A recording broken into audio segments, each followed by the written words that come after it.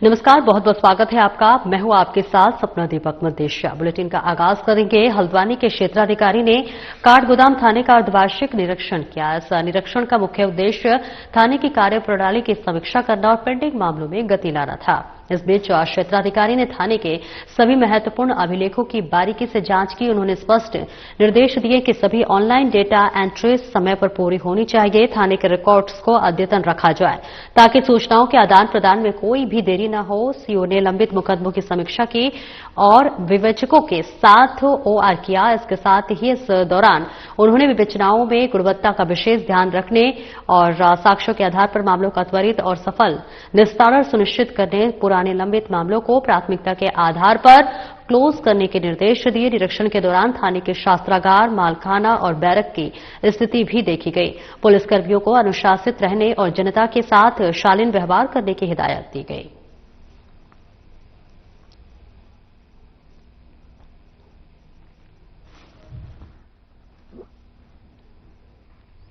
पिरान कलियर में ओवरलोड डंपरों की बेलगामा दौड़ अब मासूम बच्चों की जान पर भारी पड़ने लगी है। आज सुबह एक बड़ा हादसा टल गया जब स्कूली बच्चों से भरी बस सड़क से उतरकर खेत में जा गिरी। गनीमत रही कि इस हादसे में कोई हताहत नहीं हुआ। आपको बता दें कि पिरान कलियर क्षेत्र के सोहलपुर मार्ग में उस वक्त अफरा तफरी मच गई जब करीब 35 स्कूली बच्चों को लेकर जा रही एक निजी स्कूल बस सड़क से फिसलकर खेत में जा गिरी। बताया जा रहा है कि सड़क पर खड़े खनन से भरे एक ओवरलोड डंपर को बचाने के प्रयास में बस चालक का संतुलन बिगड़ गया और बस सीधे खेत में उतर गई। बस के खेत में गिरते ही बच्चों की चीख पुकार सुनकर आसपास के ग्रामीण और राहगीर मौके पर पहुंचे और कड़ी मशक्कत के बाद सभी बच्चों को सुरक्षित बाहर निकाला। गनीमत यह रही कि इस हादसे में किसी भी बच्चे को चोट नहीं आई है, लेकिन कुछ देर के लिए मौके पर दहशत का माहौल जरूर बन गया। घटना के बाद क्षेत्र में भारी आक्रोश देखने को मिला।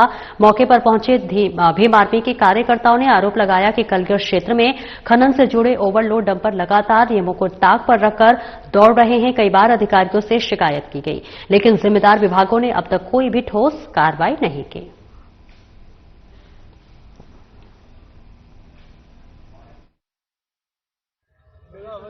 दो अपने बच्चे एक्सपायर हुए थे खनन की वजह से इमरानपुर के पास। हाँ, तो ऐसे ही आज सुबह भी 10-12 डंपर आ रहे जिनकी ना तो नंबर, ना रॉयल्टी, ना ही इनकी कोई परमिशन। और सुबह एक बच्चों की बस जा रही थी जो लगभग 35 बच्चे थे उसके अंदर। तो बस आप देख सकते हैं खाई में नीचे पलट गई। तो लोगों ने बड़ी मुश्किल से वो बाहर निकाल ली।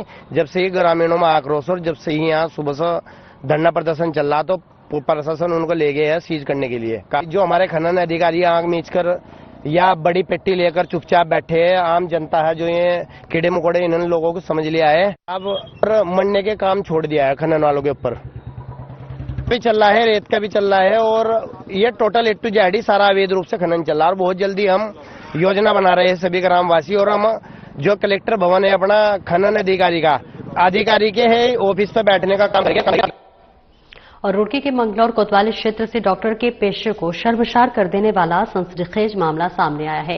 नंदौरा स्थित लोकनायक नामक निजी अस्पताल में भर्ती एक युवती ने अस्पताल के डॉक्टर रिजवान पर शर्मनाक हरकत का गंभीर आरोप लगाया है। पीड़िता का आरोप है कि इलाज के दौरान डॉक्टर रिजवान ने उसके पति को बाहर भेजकर उसके साथ आपत्तिजनक व्यवहार किया। घटना से आहत युवती ने परिजनों को जानकारी दी। उसके बाद अस्पताल में जमकर हंगामा हुआ।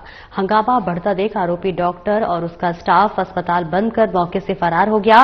पीड़ित परिवार द्वारा घटना का वीडियो भी वायरल बताया जा रहा है और जिसमें युवती रोते हुए डॉक्टर पर आरोप लगाते दिख रही है। इसके बाद परिजन मंगलौर कोतवाली पहुंचे, पुलिस को तहरीर सौंपी। मामले की गंभीरता को देखते हुए पुलिस ने आरोपी डॉक्टर रिजवान के खिलाफ मुकदमा दर्ज कर उसे गिरफ्तार कर लिया है। एसपी देहात शेखर चंद्र सोयाल के अनुसार मामले की गहन जांच की जा रही है।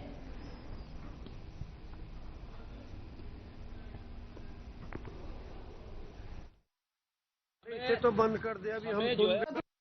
लंडोरा जो चौकी है थाना मंगलौर की, वहां कल एक क्लिनिक में एक बच्ची अपने परिजनों के साथ एक डॉक्टर से कुछ ट्रीटमेंट के लिए गई थी।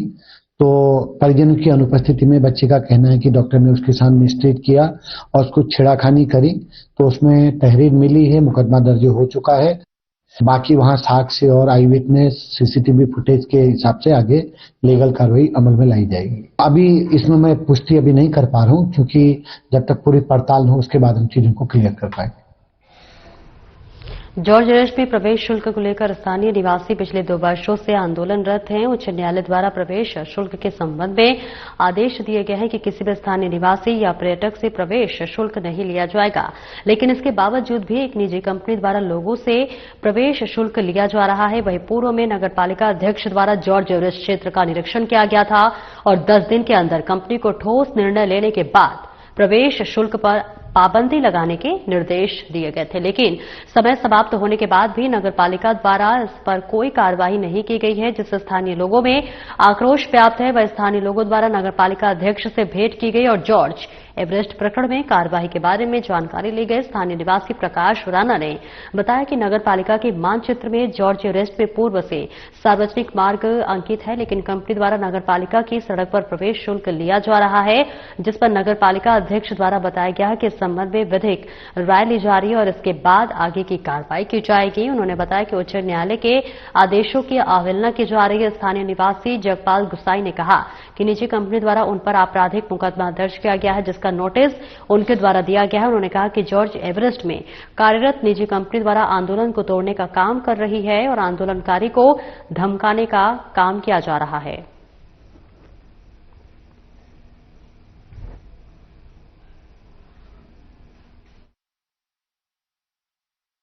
जॉर्ज एवरेस्ट प्रकरण में नगर पालिका परिषद मैसूर, क्योंकि नगर पालिका की जो अध्यक्ष है श्रीमती मीरा सकलानी जी, उनके साथ हम लोग जॉर्ज एवरेस्ट गए थे इसी प्रकरण को लेकर कि जो आवागमन का जो एक रास्ता है जिसपे ऑनरेबल हाई कोर्ट नैनीताल ने एक ऑर्डर पास किया है कि इसमें किसी प्रकार का कोई टोल शुल्क नहीं लिया जाएगा। तो इसी के चलते हुए जब पालिका अध्यक्ष हम लोगों के साथ गई, हम वहाँ मौके पर गए तो पालिका अध्यक्ष ने वहाँ उस समय ये बोला था कि हम इसमें आपको 10 दिन का समय दे रहे हैं, हम आपसी तालमेल करके बातचीत करके पर्यटन विभाग के साथ जो भी यहाँ पर एक कंपनी प्राइवेट कंपनी यहाँ पर आई है उनसे बातचीत करके इस रास्ते को हम खुलवाने की कोशिश करेंगे। तो आज 10 दिन क्या ज्यादा 10 दिन से ज्यादा पूरे हो गए हैं, आज मुझे लगा 14-15 दिन हो गए। तो आज हम लोग मिलने गए, आज बताया कि आपने एक समय दिया था जो समय सीमा पूरी हो गई है और उस समय सीमा के अंदर जो कार्रवाई होनी चाहिए थी आप लोगों ने कार्रवाई क्यों नहीं करी, क्या कारण है कि कार्रवाई करेंगे या नहीं करें। तो वो खुद कंफ्यूजन है, उन्हें ये नहीं पता कि नगर पालिका की सड़क कहाँ कहाँ है, जबकि नगर पालिका का जो उनका पुराना मैप है वो हमें दिखा रहे हैं उसमें कि उसमें रोड प्रदर्शित पहले तो, लेकिन हम इस प्रकरण को छोड़ेंगे नहीं। आप उन नौकरी जब कोर्ट ऑफ कंटेम्प्ट में जाएंगे तब इनको भी जाना पड़ेगा वहाँ, तो इनके समझ में आ जाएगी सारी कहानी की क्या होता है, कोर्ट ऑफ कंटेम्प्ट क्या होता है। शायद आज तक कोर्ट में खड़े ना हो, समझ में आ जाएगा। और जनपद टिहरी के पीएमश्री विद्यालयों में अध्ययनरत 70 छात्र छात्राओं और मार्गदर्शक शिक्षकों के दल को हैदराबाद शैक्षिक भ्रमण के लिए रवाना किया। इस अवसर पर मुख्य विकास अधिकारी वरुणा अग्रवाल और बीजेपी जिला अध्यक्ष उदय रावत ने सभी को शुभकामनाएं देते हुए हरी झंडी दिखाकर दल को फ्लैग ऑफ किया। इसके बाद डीएम नितिका खंडेलवाल ने छात्र छात्राओं से संवाद किया। डीएम ने कहा कि यह शैक्षिक भ्रमण विद्यार्थियों के लिए एक महत्वपूर्ण अनुभव होगा। हैदराबाद एक ऐतिहासिक नगर है जहां भारत की समृद्ध संस्कृति एवं गौरवशाली इतिहास को नजदीक से जानने का अवसर मिलेगा।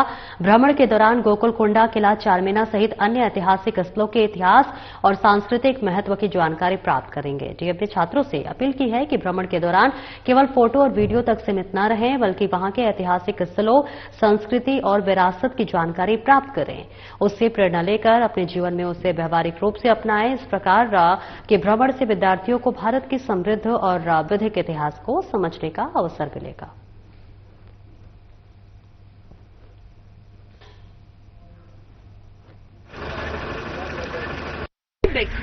और मैं शायद मैं इतनी जल्दी तो नहीं गई थी, आप लोग तो क्लास 11th में जा रहे हो, मैं जब कॉलेज में थी तो मैं गई थी, बट उसको घूम के मुझे पता चला कि कितना कुछ है हमारी हिस्ट्री में। तो हम रियलाइज करते हैं कि India has such a rich history. तो जब आप जाओगे तो ये नहीं है कि सिर्फ बस हाँ फोटो खिंचवा ली, ये व्यू अच्छा आ रहा है, ये व्यू अच्छा आ रहा है, बट नॉलेज गेन।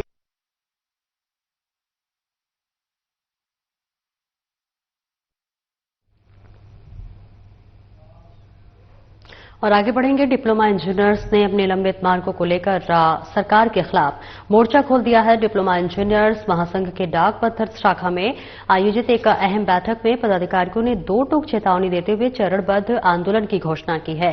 इस आंदोलन के तहत आगामी 23 फरवरी को सचिवालय का घेराव किया जाएगा। बैठक में गढ़वाल मंडल और जनपद स्तर के पदाधिकारियों ने भारी संख्या में भाग लिया। वक्ताओं ने रोष व्यक्त करते हुए कहा कि लंबे समय से अपनी 27 सूत्रीय मांगों को लेकर शासन प्रशासन को अवगत कराया जा रहा है, लेकिन अभी तक सरकार की ओर से कोई ठोस कार्रवाई नहीं की गई है। उनका कहना है कि सरकार हमारी धैर्य की परीक्षा न ले। यदि समय रहते हमारी जायज मांगों का निस्तारण नहीं किया गया तो प्रदेश का विकास कार्य ठप करने की जिम्मेदारी शासन की होगी।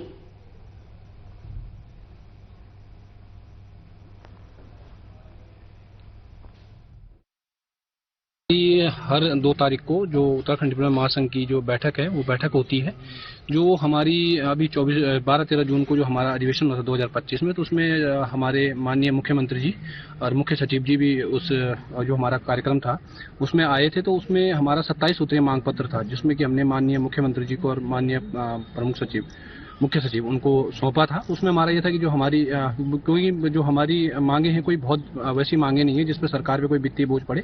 छोटी छोटी मांगे, उनके संदर्भ में माननीय मुख्यमंत्री जी और हमें आश्वासन दिया गया था कि आपकी मांगों पे उचित कार्रवाई होगी, लेकिन लगभग 6 से 8 महीने बीतने के पश्चात भी इस पर कोई कार्यक्रम कोई संज्ञान नहीं लिया गया। 18 तारीख को हमारे द्वारा जिलाधिकारी महोदय के द्वारा माननीय मुख्यमंत्री जी को अपना ज्ञापन प्रेषण किया जाएगा और 23 तारीख को हमारे द्वारा फिर रैली सचिवालय घेराव की एक जो रैली है उसका हमारे द्वारा किया जाएगा। और अब छोटे से ब्रेक का जल्द लौटते हैं।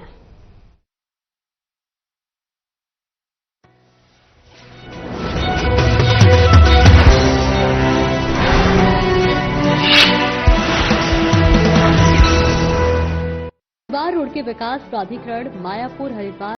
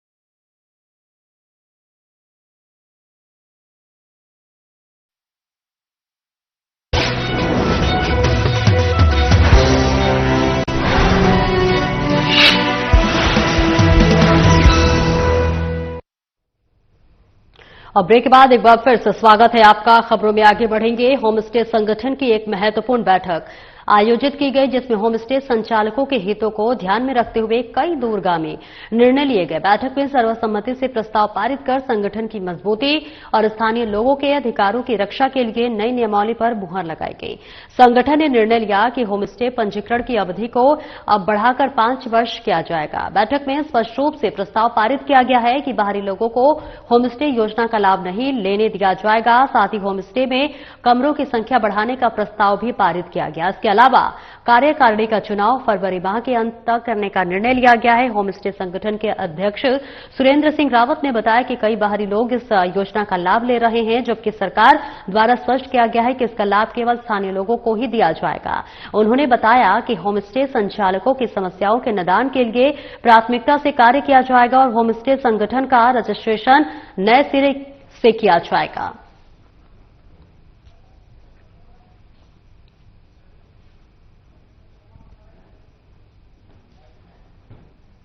इसमें हमारी होम स्टे एसोसिएशन की जो आज बैठक की गई है, इसमें पिछले अक्टूबर माह में मेरे को अध्यक्ष नियुक्त किया गया है और आज ये जो बैठक की गई है उस बैठक में कुछ थोड़ा संख्या कम आई है, क्योंकि इस बैठक में हमने कार्यकारिणी का गठन करना है, क्योंकि हमारा जो रजिस्ट्रेशन है वो निरस्त हो चुका है, क्योंकि जो नए रजिस्ट्रेशन उसमें बिना कार्यकारिणी के रजिस्ट्रेशन रिन्यूअल नहीं होना है। इसी बारे में बैठक रखी गई थी, तो इसमें हमारे प्रस्ताव बने हैं। जो बाहरी लोग हैं जिनको कि कई अधिकारियों द्वारा कुछ लोकल लोगों द्वारा जो उनको वरीयता दी जा रही है उस पर हम रोक लगाने का काम करें कि बाहरी लोगों को होटल के लाइसेंस, जो कि सरकार द्वारा भी निर्देशित है कि बाहरी लोगों को यहाँ पे होम स्टे की योजना का लाभ न मिल पाए। संतुलन को मिला के सबको तरह का कोई जो जिम्मेदारी लेना चाहे वो कार्यकारिणी का गठन मेरे द्वारा होगा, जिसमें 21 लोग 11 लोग जो भी मिनिमम है उसमें होगा। उसके बाद हम आगे रजिस्ट्रेशन की प्रक्रिया करें। जितने भी हमारे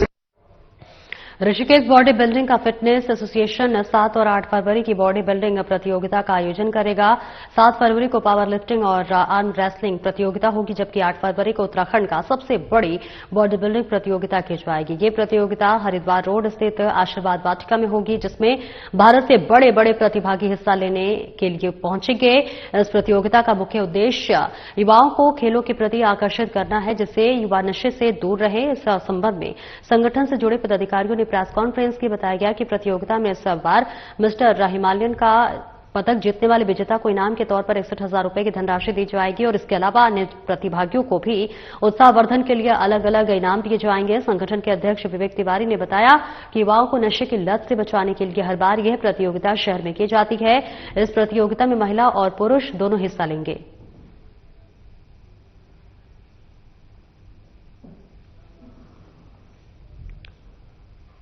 सड़क दुर्घटनाओं पर प्रभावी अंकुश लगाने और आम जनमानस को सुरक्षित सफर के प्रति जागरूक करने के लिए 36वां सड़क सुरक्षा माह जोरों शोरों से जारी है। एसपी रेखा यादव के कुशल मार्गदर्शन में पुलिस टीम द्वारा लगातार शैक्षणिक संस्थानों और सार्वजनिक स्थानों पर जागरूकता कार्यक्रम का आयोजन किया जा रहा है। इसी क्रम में कोतवाली बेरीनाग की पुलिस टीम ने राजकीय पॉलिटेक्निक कॉलेज बेरीनाग में एक विशेष कार्यशाला का आयोजन किया।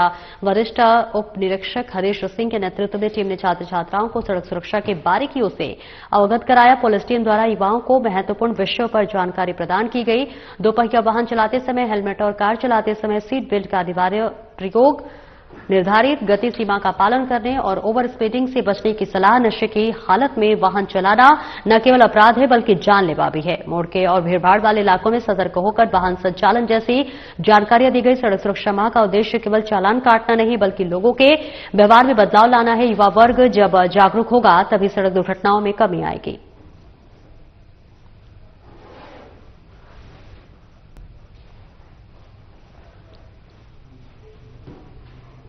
डिजिटल युग में बढ़ते साइबर अपराधों पर लगाम लगाने के लिए पिथौरागढ़ पुलिस लगातार सक्रिय है। इसके साथ ही एसपी रेखा यादव के निर्देशानुसार कोतवाली डीडी हाट पुलिस ने क्षेत्र के विभिन्न बैंकों में एक सघन जागरूकता अभियान चलाकर आमजन को साइबर सुरक्षा का पाठ पढ़ाया। प्रभारी निरीक्षक संजय जोशी के नेतृत्व में पुलिस टीम ने नगर के प्रमुख बैंकों का दौरा किया। बैंक स्टाफ के सहयोग से आयोजित इस कार्यक्रम में बड़ी संख्या में खाता धारकों और स्थानीय नागरिकों ने हिस्सा लिया। पुलिस टीम ने नागरिकों को वर्तमान में प्रचलित तरीकों के बारे में विस्तार से समझाया। पुलिस ने सख्त हिदायत दी कि अपनी व्यक्तिगत बैंकिंग जानकारी कभी भी किसी के साथ शेयर ना करें। यदि किसी के साथ साइबर ठगी की घटना होती है तो बिना देरी तत्काल साइबर हेल्पलाइन नंबर 1923 पर कॉल करें या फिर नजदीकी थाने को सूचित करें। समय पर सूचना देने से ठगी की गई राशि को वापस पाने की संभावना अधिक रहती है।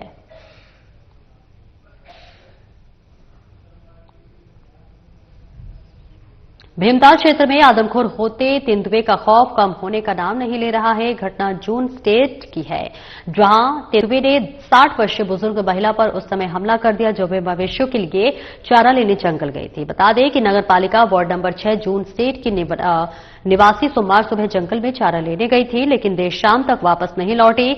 अनहोनी की आशंका के चलते परिजनों और वन विभाग की टीम ने देर रात तक खोजबीन की। ऑपरेशन पर निकली तो जंगल के भीतर महिला का शव बरामद हुआ। तेंदुए ने उन्हें अपना निवाला बना लिया था। स्थानीय नेताओं का कहना है कि इलाके में तेंदुए का डर बढ़ता जा रहा है और बार बार होने वाले हमलों से ग्रामीणों को लगातार खतरा बना हुआ है। ग्रामीणों का कहना है कि अगर वन विभाग पहले से गश्त बढ़ाता या पिंजरा लगाता तो गंगा देवी की जान बचाई जा सकती थी।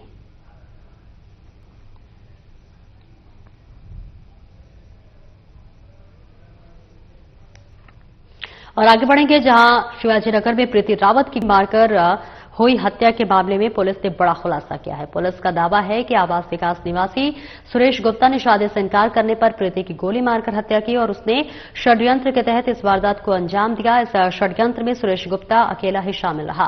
फिलहाल पुलिस पूछताछ कर हत्या में इस्तेमाल तमंचा बरामद करने में जुटी हुई है। इसके अलावा सुरेश गुप्ता ने जिस व्यक्ति से तमंचा लिया वे पुलिस उसकी तलाश भी कर रही है। पूछताछ में सुरेश गुप्ता ने तमंचा देने वाले व्यक्ति का नाम पुलिस के सामने उगला है। हालांकि पुलिस ने गिरफ्तारी से पहले तमंचा देने वाले का नाम सार्वजनिक करने से इनकार किया है। वहीं इस मामले में प्रीति रावत के भाई, पिता और बहन ने पुलिस की कार्रवाई पर संतोष जताया है, लेकिन सुरेश गुप्ता से खुद ही जान को खतरा भी है कि वारदात से पहले सुरेश गुप्ता ने सभी परिजनों को धमकी दी है। ऐसे में परिजनों ने पुलिस से सख्त विवेचना कर आरोपी को जमानत नहीं मिलने देने की मांग की है। इस संबंध में प्रेस कॉन्फ्रेंस कर एसपी जया बलूनी ने बताया कि आरोपी को सख्त से सख्त सजा मिले, इसके प्रयास पुलिस करेगी। परिजनों की सुरक्षा करना भी पुलिस की जिम्मेदारी है।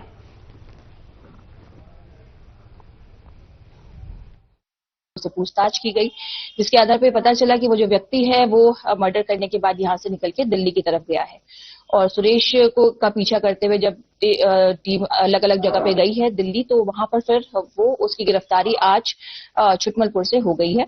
और उसके द्वारा पूछने जो चीजें अभी तक प्रकाश में आई हैं वो इस प्रकार से है कि लगभग ये 4 साल से प्रीति को जानता था और प्रीति इसके जो यहाँ पर इसके एक काम करता था, जहाँ पे इसकी दुकान है वहां पर काम करने के लिए आई थी, जहाँ पर के 8 इनके बीच में प्रेम प्रसंग शुरू हुआ और उसके पश्चात फिर इन दोनों का काफी आना जाना होने लगा, जिस कारण से कि जो सुरेश है अभियुक्त उसकी पत्नी के द्वारा तलाक के लिए कहा गया। और अभी नवंबर 2025 में सुरेश का अपनी पत्नी से भी इस वजह से तलाक हो गया था। साथ ही साथ जो इसके परिजन है, प्रीति के परिजन, जो मृतका के परिजन है, वो भी इन दोनों की शादी के लिए तैयार हो गए थे और लगभग नवंबर के महीने में ये वाली बातें हो गई थी और फरवरी में इनकी शादी होनी थी। लेकिन इसी बीच इनका कुछ मनमुटाव बढ़ने लगा और प्रीति ने सुरेश के साथ शादी करने से मना कर दिया, जिस कारण से कि सुरेश उसको ये लगा कि मेरी जो सोशल रेपुटेशन है, जो मेरा परिवार है, वो सब अब मुझसे दूर हो गया है और साथ ही साथ जिसके लिए ये सब किया प्रीति, वो अब इससे शादी नहीं करना चाहती है। तो इसलिए उसने बदला लेने के लिए इसको मारने की सोची। ये लगभग 2-3 महीने से चीज की प्लानिंग कर रहा था, जिसके द्वारा किसी व्यक्ति से जो उसका की जानकार है उससे इसने तमंचा खरीदा और 31 तारीख को इसने प्रीति को घर में जाकर उसके गोली मार दी। तो इसके द्वारा जो ये चीजें बताई गई हैं उसको अभी तस्दीक किया जा रहा है कि इसने तमंचा किससे खरीदा है, जिसका नाम बताया गया है वहां पे तस्दीक किया जा रहा है। साथ ही साथ इसने मर्डर के बाद उस तमंचे को कहां पर फेंका है उसको भी जो इसने जगह बताई है उसको तस्दीक करके वहां से बरामद किया जाएगा और अभी ये पूछताछ उससे जारी रहेगी। और वहीं कालसी क्षेत्र में भीषण सड़क हादसा हुआ है। बताया जा रहा है कि इस हादसे में 4 लोगों की मौत हो गई है। इसके साथ ही कई लोग घायल हैं जिनका इलाज चल रहा है। हिमाचल की रोडवेज बस क्वानो के सुदोई खड्ड के पास हुई दुर्घटनाग्रस्त 4 लोगों की मौत हो चुकी है। घायलों का इलाज जारी है। बस में 30 से 35 लोग सवार थे। निर्वासित यात्रियों को लेकर रावकोंटा जा रही थी बस। घटना पर सीएम गांधी ने दुख जताया है। ईश्वर से सभी यात्रियों के सकुशल होने की कामना की तो वही घायलों को समुचित उपचार के निर्देश भी दिए हैं।